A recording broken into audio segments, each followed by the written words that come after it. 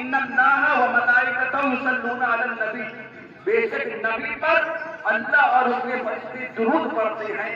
اب ذرا آپ سوچئے کہ جس نبی کا اتنا اعلیٰ مرتبہ ہے، اتنا بلند مرتبہ ہے کہ جس پر رب خود درود پڑھ رہا ہے، اس کی نوری مخلوق جن کو فرشتے کہا جاتا ہے وہ فرشتے درود پڑھ رہے ہیں، تو عزیزان محترم ہمارے آپ کے درود کی کیا ضرورت تھی؟ کس کی بول بنا رہا ہے ویڈیو؟ ہمیں اللہ رب العزت نے یہ توفہ دیا ہے، ہمیں یہ موقع دیا ہے کہ اس محفل میں بیٹھ کر ہم اپنے آقا علیہ السلام درود پاک پڑھیں۔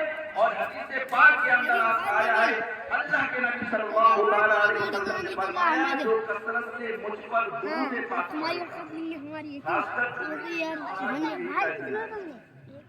جو مجھ پر کثرت سے درود پاک پڑھے گا بروز محشر قیامت میں سب سے زیادہ قریب میرے وہی شخص ہوگا۔ تو ہمیں کثرت سے درود پاک کس کی ہے؟ فرماتے ہیں آپ بغداد کے رہنے والے ہیں، آپ فرماتے ہیں کہ میری یہ زندگی کا معمول تھا، میں نماز فرض ادا کرتا، اپنے گھر کی چھت پر چڑھ جاتا، اپنے گھر کی چھت پہ چڑھنے کے بعد میں آقا علیہ الصلوۃ والتسلیم کے روضے انور کی طرف اپنا منہ کرتا اور آپ کو صلاۃ و سلام پیش کرتا۔ آپ فرماتے ہیں کہ میری زندگی کا روز کا معمول تھا، میں نے اس کو اپنی زندگی کے کاموں میں شمار کر لیا تھا۔ جب بھی ہر دن میں فجر کی نماز پڑھتا، اپنے مکان کی چھت پر چڑھتا اور چھت پر چڑھنے کے بعد بھی آقا علیہ الصلوۃ والتسلیم کے روضے انور کی طرف منہ کرتا اور آپ کی بارگاہ میں صلاۃ و سلام پیش کرتا۔ جب میں آپ کی بارگاہ میں صلاۃ و سلام پیش کرتا، آپ اپنے روضے انور سے میرے سلام کا جواب دیتے۔ میں بغداد میں آقا علیہ السلام، مدینے میں آقا علیہ السلام کی آواز کو میں اپنے کانوں سے سنتا۔ یہ اس کی فضیلت تھی درود پاک کی۔ آگے آپ فرماتے ہیں کہ ایک اتفاق ہوا، میں مدینہ طیبہ پہنچ گیا۔ جب میں مدینہ طیبہ میں پہنچا، میں نے نماز فجر ادا کی۔ نماز فجر ادا کرنے کے بعد میں جو میری زندگی کا معمول تھا، روز کی طرح میں آقا علیہ السلام کی بارگاہ میں صلاۃ و سلام پیش کرتا تھا۔ میں نے نماز فجر ادا کی۔ نماز فجر ادا کرنے کے بعد میں آقا علیہ السلام کے روضے انور کے سامنے کھڑا ہوا اور صلاۃ و سلام پیش کیا۔ جب میں نے صلاۃ و سلام پیش کیا، آقا علیہ السلام نے میرے سلام کا جواب دیا۔ آپ فرماتے ہیں میں نے آقا کی بارگاہ میں عرض کی یا رسول اللہ صلی اللہ تعالیٰ علیہ وسلم، جب میں اپنے گھر سے آپ کی بارگاہ میں صلاۃ و سلام پیش کرتا، آپ میرے سلام کا جواب دیتے، میں اس سلام کے آپ کے جواب کو اپنے کانوں سے سنتا تھا۔ میں آج آپ کی بارگاہ میں حاضر ہوں، آج میرا دل یہ چاہتا ہے کہ میں آپ سے مصافحہ فرماؤں۔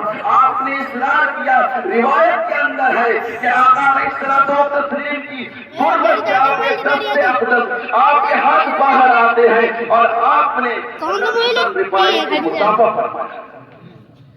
اس مسافے کے صدقے میں رب کائنات نے 70,000 لوگوں کو ولایت سے سرفراز فرمایا۔ 70,000 لوگوں کو ولایت سے سرفراز فرمایا۔ جو برکت آئے گی درود پاک کی۔ میرے عزیزوں، ہمیں جب بھی وقت ملے وقت کو حدیث میں شمار کرنا چاہیے اور آقا علیہ السلام درود پاک پڑھتے رہنا چاہیے۔ حدیث پاک کے اندر ہے لوگوں کا حساب و کتاب ہو رہا ہوگا۔ عزیزان محترم، حضرت آدم علیہ السلام ایک مقام پر کھڑے ہوں گے، آپ دیکھیں گے کہ ایک نبی کو فرشتے گھسیٹتے ہوئے جہنم کی طرف لے کر جا رہے ہیں۔ آپ احمد کیا احمد فرمائیں گے؟ عزیزان محترم، جب آپ کیا احمد یا احمد پکاریں گے آقا علیہ السلام کی بارگاہ میں اور کریں گے اللہ کے حبیب صلی اللہ علیہ وسلم، آپ کے امتی کو فرشتے جہنم میں لے کر جا رہے ہیں، آپ کے امتی کو فرشتے جہنم میں لے کر جا رہے ہیں۔ حدیث پاک میں آتا ہے جب میرے آقا علیہ السلام ان الفاظ کو سنیں گے تو ان فرشتوں کی طرف دوڑتے ہوئے جائیں گے اور ان فرشتوں سے کہیں گے ٹھہرو، تم اس کو ابھی जहन्नम में लेकर नहीं जाओगे। अज़ीज़ान मोहतरम, फरिश्ते आपकी बारगाह में अर्ज़ करेंगे, सल्लल्लाहु अलैहि वसल्लम, रब का हुक्म हो चुका है कि इसको जहन्नम में डाल दिया जाए। इसके पास में कोई नेक अमल नहीं है। अज़ीज़ान मोहतरम, कितने सेकंड की हो गई? सेकंड की तो चली रही। कितने मिनट की हो गई?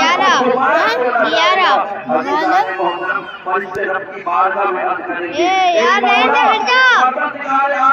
जिस बंदे के बारे में हुक्म किया है कि इसको जहन्नम में डाल दिया जाए, मेरा हबीब ये चाहता है कि इसके अमालों को दोबारा तोड़ा जाए। फरिश्ते रब की बारगाह में अर्ज़ कर रहे हैं, मौला परवरदिगार आलम, तेरा हबीब ये चाहता है कि इसके अमालों को दोबारा तोड़ा जाए।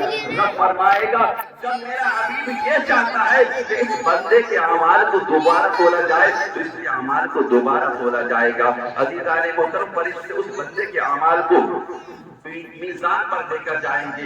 जब मीज़ान पर ले जाने के बाद में फरिश्ते उसके अमाल को तोलते अरे हैं। क्या हो वही गया? फरिश्ते अरे हैं बड़े जिन्होंने पहले तोला था, पहले उसके गुनाह ज्यादा थे, उसके बाद गुनाह ही गुनाह थे, जिसके बाद हुक्म किया गया था कि उसको जहन्नम में डाल दिया जाए। फरिश्ते दोबारा उसके अमाल को तोलते हैं। आका अलैहिस्सलाम अपनी झोली से एक पर्ची को निकालेंगे और उस पर्ची पर कुछ लिखकर उसके नेकी वाले पल्ले में